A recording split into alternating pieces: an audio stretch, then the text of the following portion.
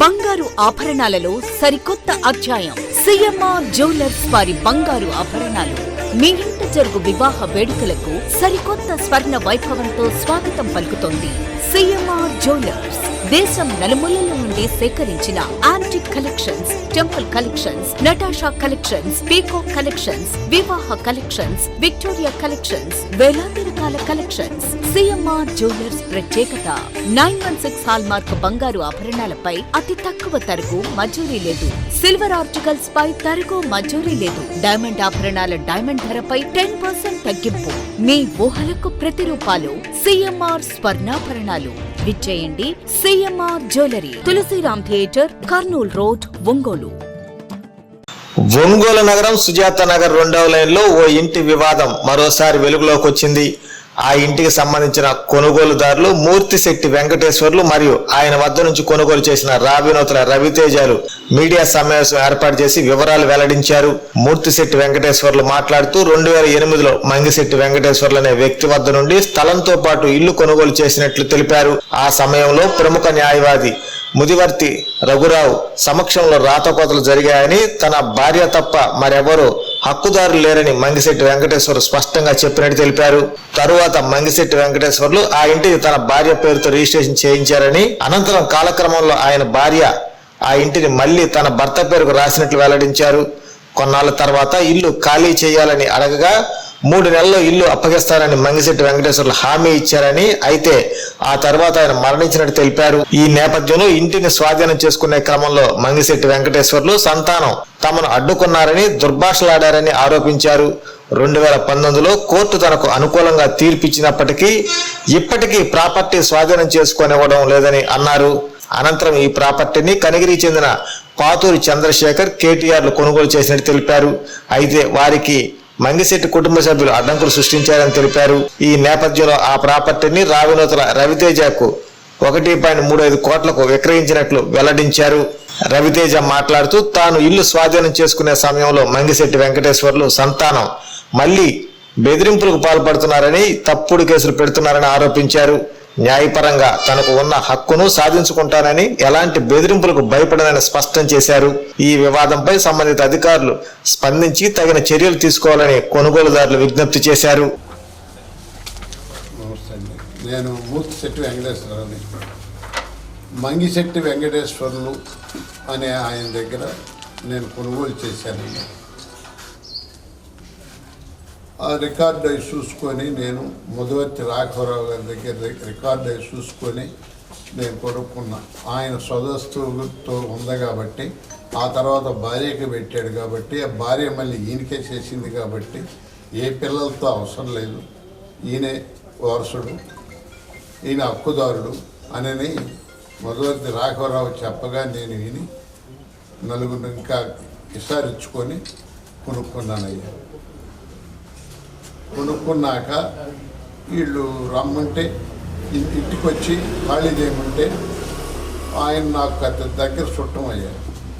ఒక 2-3 నెలలు ఆగు అని నన్ను అన్నాడు. అయ్యా 2-3 నెలలు ఆగయ్యా, నేను హ్యాండ్ ఓవర్ చేస్తాను అన్నాడు.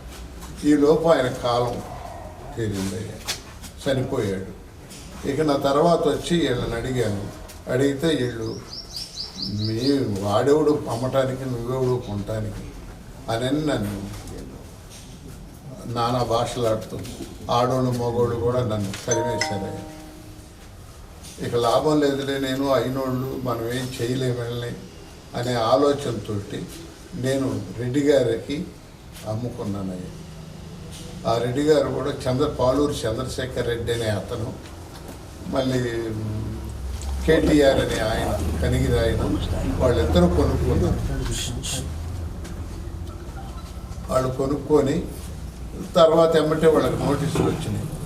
ఇది ఏదేమైనా సరే మాకొద్దు, నువ్వే తగాదాలు లేవు అని చెప్పి మాకు నమ్మితివి, ఇప్పుడు నోటీసులు వచ్చినాయి అది ఇది అంటే నేనుండి గెలిపిస్తానయ్యా, గెలిపిపోతే మీ డబ్బు మీకు ఇస్తాను అని చెప్పి నేను అన్నాక నన్ను కూడా చేర్చారయ్యా దాంట్లోకి. ఆ కేసులు ఇది కోర్టు కేసులు నన్ను కూడా చేర్చి కేసు నడిచిందయ్యా. తర్వాత వీళ్ళకి అయ్యిందయ్యా.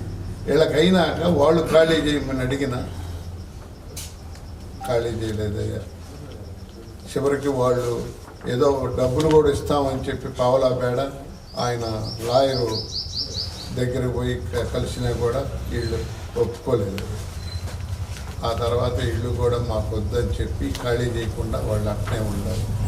నేను ఎప్పుడన్నా రాని వెంటబడతానే ఉండాలి.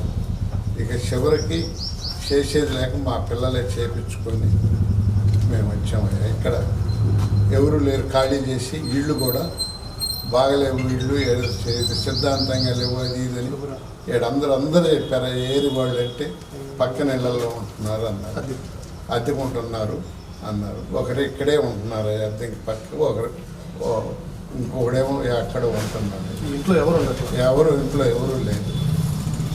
అప్పుడు నేను ఈయనకి చెప్పా, ఇది పరిస్థితి అయ్యా, ఇంట్లో ఎవరు లేరు, నాకు లీగల్గా నేను తీసుకున్నాను, మీరు విచారించుకొని మీకు నమ్మకం కలిగితే తీసుకోయ్యా అన్నాను. బిల్ కాంట్రాక్ట్గా 1.35కి ఈయన అన్నీ చూసుకొని 1.35 తీసుకున్నారు, ఇచ్చాను. కానీ ఆ రోజు నన్ను రమ్మన్నాడు, ఎవరన్నా వస్తే 1.35కి నువ్వు అమ్మినట్టుగా మాకు చెప్పు, లీగల్ పరం ఉంటే మేము చూసుకుంటాం, మీరు చెప్పే చేశారు కాబట్టి అని అన్నారు. నేను సరేనని వచ్చాను.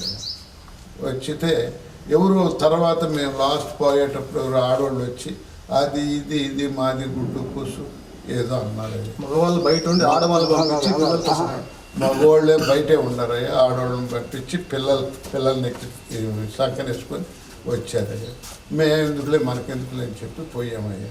ఈ సామాను కూడా అది ఆయన స్కూలు వాళ్ళది, ఆయన ఉండి దగ్గరుండి మాదేగా వాళ్ళదేం కాదులే, మేము రెంటే తీసుకున్నాం, 7,000 పెట్టి 8,000 పెట్టాం, ఇది వాళ్ళ రెంట్ వాళ్ళకి ఇచ్చేసాను, ఇలా మా సామాను కాస్త ఇప్పుడు మా పిల్లలు కూడా లేరయ్యా, మీరు అటు పెట్టండి అంటే ముందు ఇంట్లో మర్యాదపూర్వకంగానే పెట్టమన్నారయ్యా.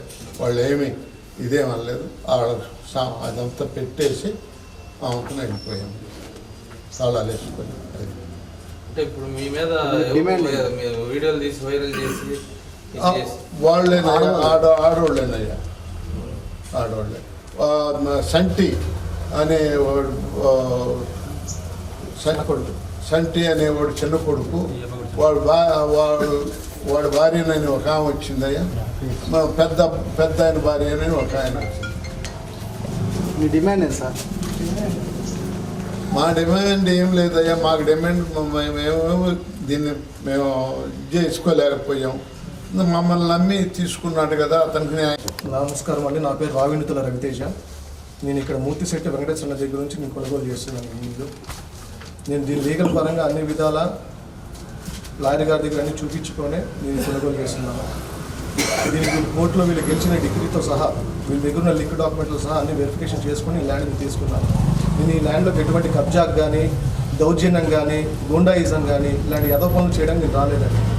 నేను ₹1 నాకు తక్కువకి వస్తుందనే దాని మీద కొనుక్కోవడానికి వచ్చాను, తీసుకున్నాను. ఈ ల్యాండ్లోకి వచ్చిన ఇల్లు క్లీన్ చేయించుకున్నాను వస్తే ఇద్దరు ఆడవాళ్ళని మా మగ వ్యక్తులు ఇంట్లో కబ్జా చేసిన వాళ్ళందరూ కలిసి నా మీద పంపించి మేమేదో దౌర్జన్యం చేస్తున్నట్టు వాళ్ళకు అనుకూలంగా వీడియోలు తీసుకుంటా, వాళ్ళకు అనుకూలంగా మాట్లాడుకుంటా, మేమేదో తప్పు చేసిన వాళ్ళ విధంగా వాళ్ళు వీడియోలు తీసుకుంటా, దాని దుష్ప్రచారం నిన్న వీడియోలో అన్నింటిలో గ్రూపుల్లో, కాపు సంఘమించిన గ్రూపుల్లో, జనసేన గ్రూపుల్లో వీటన్నిటిలో తప్పుడుగా వదులుతున్నారు. ఆ వదులుతున్న జోకర్లు ఎవరో మనకు తెలియదు.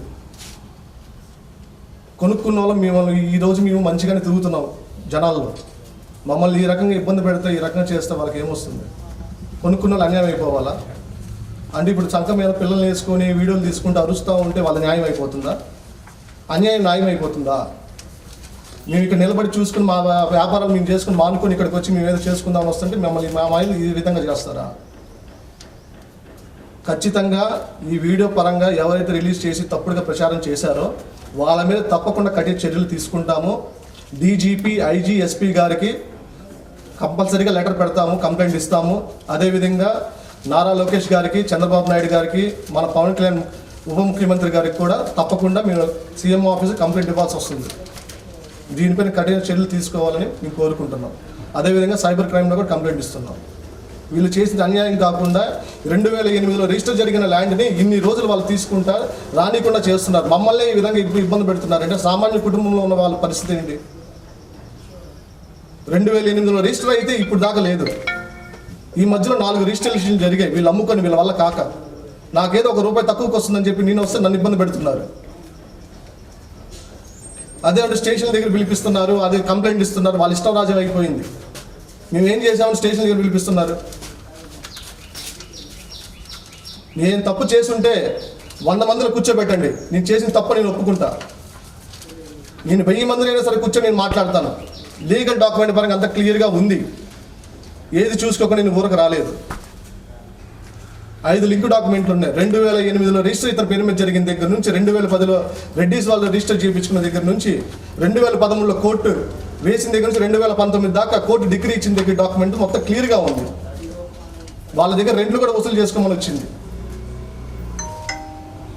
2024 వీళ్ళ కొడుకులు కొనుక్కొని మళ్ళీ వీళ్ళ వల్ల కూడా కాకపోతే నాకు అమ్మారు. రవితేజ ఇదిగో ₹1 ఇట్లా వస్తుంది, నాకు ఇట్లా ఇబ్బందిగా ఉంది, నా వల్ల నాకు ఇబ్బందిగా ఉంది, నా పరిస్థితి బాగాలేదు, మీరు ఏది చేసుకుని న్యాయం చేయండి అనే దాని మీద జరిగితే నేను చూసుకుని తిన్నా, నాకు ₹1 వస్తుందని. ఈ రోజు నేను తీసుకున్నది కాకుండా నన్ను మార్కెట్లో చూసే ముందర జనాల ముందర కానీ, పార్టీ పరంగా కానీ, రాజకీయం పరంగా కానీ, తిరిగే నరుగుల వ్యక్తుల్లో కానీ చాలా ఇబ్బంది పెడుతున్నారండి. ఫిబ్రవరి 10వ తారీఖు వెంకటేశ్వర గారి దగ్గర నుంచి నేను ల్యాండ్ కొనుగోలు చేశాను. దీనికి వివరంగా మొత్తం నాకు డిస్ప్యూట్ ఉందని చెప్పి ముందుగానే చెప్పారు. నేను ఈ డాక్యుమెంట్స్ మొత్తం లీగల్గా మా అడ్వకేట్ గారి దగ్గర, పిట్టల లక్ష్మణ్ గారి దగ్గర నేను ఇవన్నీ చూపించుకున్నాను. ఇది అన్ని విధాలా లీగల్గా కూడా వీళ్ళకే చెల్లుతుంది. అన్నీ చూసుకొని నేను వీళ్ళ దగ్గర కొనుగోలు చేశాను. నేను ఇంటికి వచ్చి ఇల్లు బాగా చేయించుకొని నేను ఇంటికి వస్తే దీనిలో కబ్జా చేసుకున్న వాళ్ళు ఆడవాళ్ళని పంపించి, మగవాళ్ళు బయట ఉండి ఆడవాళ్ళని పంపించి మమ్మల్ని ఇబ్బంది పరంగా పడే విధంగా వీడియోలు తీసి మేమేదో తప్పు చేసిన వాళ్ళలాగా క్రియేట్ చేశారు. ఇది కాకుండా గ్రూప్స్లో నిన్న మేమేదో చేశాము, వీళ్ళని ఇబ్బంది పెట్టాము, వీళ్ళని ఏదో దౌర్జన్యం చేశాము, నేను జనసేన నాయకుడని చెప్పుకుంటున్నానంట, జనార్దన్ గారి అండదండలతో నేను ఇలాంటి పనులన్నీ చేస్తున్నానని చెప్పి తప్పుడు ప్రచారం చేశారు గ్రూప్స్లో. వీటిలన్నింటిలో వాళ్ళు ఎవరో కూడా మనకు తెలియదు. ఇవన్నీ ఇక్కడ లోకల్లో గ్రూప్గా వీళ్ళందరూ కలిసి, ఇంటి దగ్గర ఉన్న వాళ్ళు వీళ్ళు అందరూ కలిసి కూటమిగా చేశారు. ఇదంతా నాకు న్యాయం జరగాలి. దీని పరంగా మొత్తం 5 లింకులు ఉన్నాయండి డాక్యుమెంట్. 2004లో ఇతని నుంచి 2008లో ఇతనికి ల్యాండ్ రిజిస్టర్ చేశాడు. చేసిన అతను చనిపోయాడు. ఇతను ల్యాండ్ పొజిషన్లోకి వస్తుంటే వాళ్ళ కొడుకులు నరుకుతాము, మీరు ఎలా వస్తారనే దాని మీద వచ్చారు ముందుకి. ఇతను ఆరోగ్య స్థితి బాగాలేక అప్పుడు రాలేకపోయాడు.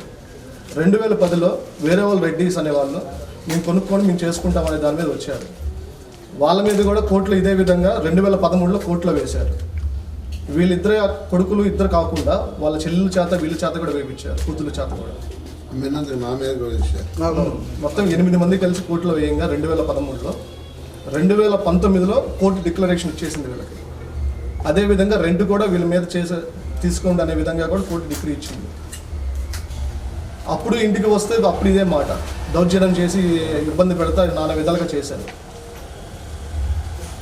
2024లో మళ్ళీ వీళ్ళ అబ్బాయి వాళ్ళ దగ్గర నుంచి ల్యాండ్ కొనుగోలు చేశారు. మాకు ఇలాంటి తలకాయ నొప్పి మాకు వద్దు, మా డబ్బులు మాకు ఇచ్చేయండి అనేది గొడవ చేసుకుంటే వీళ్ళ ల్యాండ్ వీళ్ళు తీసేస్తున్నారు.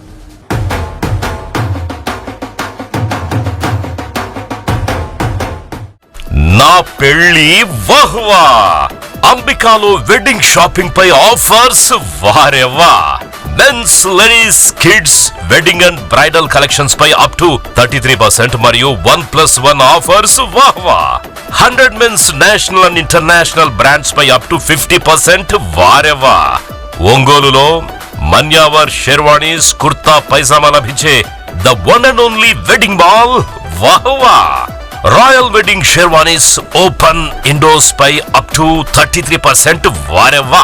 సంప్రదాయ పట్టు ధోతీస్, స్టైలిష్ పెళ్లి కొడుకుల ఫ్యాన్సీ కలర్ పట్టు ధోతీస్ పై అప్ టు 20% వాహ్వా. సంగీత్ ఫంక్షన్స్, రాక్ స్టార్ పెళ్లి కొడుకుల జోధ్పూరి కలెక్షన్స్ పై అప్ టు 51% వారెవ్వా. Indian icon Modi sets, trendy blazers పై అప్ టు 51% వాహ్వా. Ram Raj minister white wedding collections పై 10% వారెవ్వా. గ్రాండ్ రిసెప్షన్ లో rich party wear works suits పై అప్ టు 33% వాహ్వా. Ambika tailoring and customisation, trendy couple matching, wedding group dressing, new generation father and son, mother and daughter అనుభవం కలిగిన టైలర్లచే perfect stitching చేయించి ఇవ్వబడును వారెవ్వా. నా పెళ్లి వాహ్వా. అంబికాలో వెడ్డింగ్ షాపింగ్ పై ఆఫర్స్ వారెవ్వా. Ambika fashion mall, Kurnool road, trunk road, Ongole.